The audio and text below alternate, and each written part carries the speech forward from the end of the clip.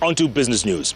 And the cabinet has now set in motion more tax tightening measures with the adoption of the multilateral convention to implement tax treaty-related measures. This is aimed at preventing base erosion and profit shifting. And as Jimmy Mbogo explains, this could help the government ensure that multilaterals operating in Kenya pay their fair share of taxes. That Kenya intends to enforce this MLI. The operation of multilateral institutions could soon come under tighter tax scrutiny should Kenya ratify the agreement. According to stakeholders appearing before the Parliamentary Departmental Committee on Finance, dual taxation agreement provision has been abused by tax chiefs, denying the country the much-needed tax revenue.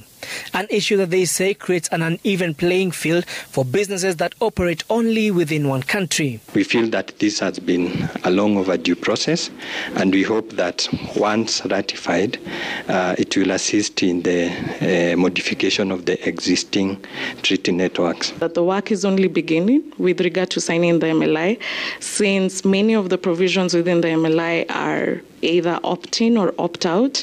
It means that even if we sign on and opt into provisions that are beneficial and provisions that are going to address tax abuse, if our treaty partner opts out, it means that the provision will not take effect. The stakeholders have further called for the review of existing dual taxation agreements, with the National Treasury saying that some of those agreements are currently under review. There are certain countries where we would have expected to have a double tax treaty, but we do not. Some of these countries include the USA, Japan, Switzerland, Australia, and we have significant foreign direct investment from there. So it would be interesting to find out what is the status of some of these treaties, negotiation of these treaties that we have highlighted. Kenya's double tax agreement network is not really reflective of Kenya's key trading partners. So where we have included treaties which are not in force, those countries are the ones that say that they would want the MLI